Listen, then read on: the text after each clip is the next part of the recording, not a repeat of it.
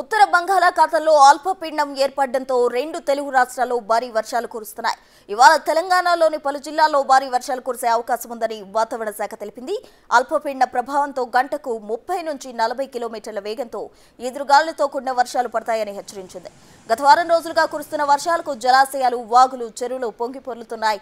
దీంతో పరివాహక ప్రాంతాల ప్రజలు అప్రమత్తంగా ఉండాలని అధికారులు సూచించారు. అటు హైదరాబాద్లో పలు చోట్ల వర్షాలు కురుస్తుండటంతో రోడ్ల మీద వరద పెరిగి ప్రయాణికులు తీవ్ర ఇబ్బందులు పడుతున్నారు. శుక్రవారం ఉమ్మడి ఆదిలాబాద్, వరంగల్, ఖమ్మం జిల్లాల్లో భారీ వర్షాలు కురిశాయి.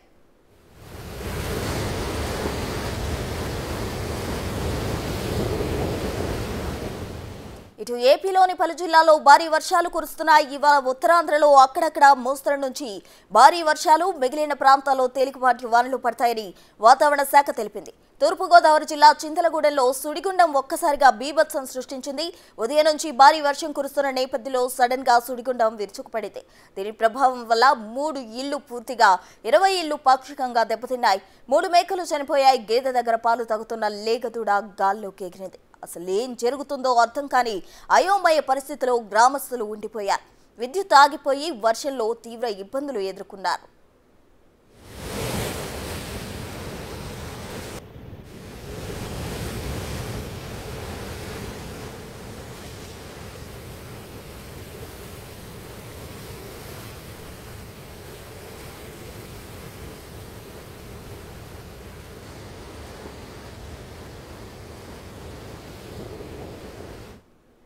ఏపీలో వర్ష బీభత్సానికి సంబంధించి పూర్తి డీటెయిల్స్ మా ప్రతినిధి రాజు వైజాగ్ నుండి అందిస్తారు. రాజు, బంగాళాఖాతంలో ఏర్పడినటువంటి అల్పపీడనం వాయుగుండంగా మారిన తర్వాత అది అటు పశ్చిమ బెంగాల్, అదేవిధంగా బంగ్లాదేశ్ల మధ్య తీరాన్ని తాకి ముఖ్యంగా ఏపీకి అయితే తుఫాను ముప్పు లేకుండా చేసింది. అయితే రానున్నటువంటి 4 రోజులు కూడా ఆంధ్రప్రదేశ్లో ముఖ్యంగా ఉత్తర కోస్తా, దక్షిణ కోస్తా జిల్లాలకు సంబంధించి భారీ వర్షాలు కురుస్తాయని విశాఖ వాతావరణ కేంద్రం అధికారులు అయితే తెలియజేస్తున్నటువంటి పరిస్థితి అయితే ఉంది. తీరాన్ని అంటే వాయుగుండం తీరాన్ని దాటేసరికి మనం చూడొచ్చు, సముద్రం కూడా అల్లకల్లోలంగా మారినటువంటి పరిస్థితి అయితే కనిపిస్తుంది. ముఖ్యంగా చూస్తే ఈ వాయుగుండం పశ్చిమ వాయువ్య దిశగా కదులుతూ ఉంది.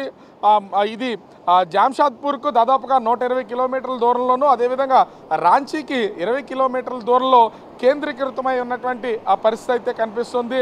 దీంతో ఆంధ్రప్రదేశ్ వ్యాప్తంగా భారీగా వర్షాలు కురుస్తాయని విశాఖ వాతావరణ కేంద్రం అధికారులు అయితే తెలియజేస్తున్నారు. ముఖ్యంగా ఉత్తర కోస్తా జిల్లాలకు సంబంధించి అంటే అటు శ్రీకాకుళం, విజయనగరం, పార్వతీపురం, మన్యం జిల్లా, అల్లూరు జిల్లాలకు సంబంధించి భారీగా వర్షాలు కురిసే అవకాశం ఉందని వాతావరణ శాఖ అధికారులు అయితే తెలియజేస్తున్నారు. దీనికి తోడు చూస్తే అటు ఈ పార్వతీపురం, మన్యం జిల్లా, అదేవిధంగా అల్లూరు జిల్లాల్లో ఏజెన్సీ ప్రాంతాల్లో కురుస్తున్నటువంటి భారీ వర్షాలకు సంబంధించి ఈ వాగులు, వంకలు పొంగి పొరులుతున్నటువంటి పరిస్థితి అయితే ఉంది. అనేక గ్రామాలకు రాకపోకలు కూడా కట్ అయినటువంటిది అయితే ఉంది. కొన్ని గ్రామాల్లో నుంచి నిత్యావసర వస్తువులు తెచ్చుకోవడానికి కూడా అటు ప్రజలు తీవ్రమైనటువంటి ఇబ్బందులు ఎదుర్కొంటున్నటువంటిది అయితే చూడొచ్చు. ఉత్తర కోస్తా తీరం వెంబడి అంటే ఉత్తరాంధ్ర, అదేవిధంగా గోదావరి జిల్లాల వరకు కూడా దాదాపుగా 65 కిలోమీటర్ల వేగంతో ఈదురుగాలులు వీస్తాయని వాతావరణ శాఖ అధికారులు అయితే తెలియజేస్తున్నటువంటి పరిస్థితి అయితే ఉంది.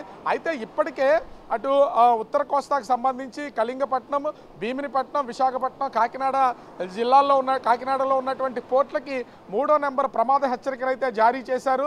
అదేవిధంగా నిజాంపట్నం, మచిలీపట్నం, ఓడరేవులకి 1వ నెంబర్ ప్రమాద హెచ్చరిక అయితే కొనసాగుతున్నటువంటి పరిస్థితి అయితే ఉంది. మనం చూడొచ్చు, అలల తాకిడి సముద్ర తీరాన్ని దాటి ముందుకు వస్తున్నటువంటిది అయితే ఉంది. ఈ వర్ష బీభత్సం ఎక్కువగా ఉన్నటువంటి నేపథ్యంలో అటు అధికారులు కూడా డిజాస్టర్ మేనేజ్మెంట్ని అప్రమత్తం చేస్తున్నటువంటి పరిస్థితి అయితే ఉంది. ఓ పక్క నుంచి హోంమంత్రి కూడా ఆదేశాలు జారీ చేస్తున్నారు. అయితే అటు ఆంధ్రప్రదేశ్లో ఉన్నటువంటి ఉత్తర కోస్తా, దక్షిణ కోస్తా జిల్లాలకు సంబంధించి భారీ వర్షాలు కురుస్తాయని ఇప్పటికే వాతావరణ శాఖ అలర్ట్ చేసినటువంటి నేపథ్యంలో మత్స్యకారులు ఎవరూ కూడా వేటకు వెళ్ళొద్దని సూచనలు చేసినటువంటి పరిస్థితి అయితే కనిపిస్తూ ఉంది. ప్రస్తుతం రైట్ రాజు, థ్యాంక్ యూ.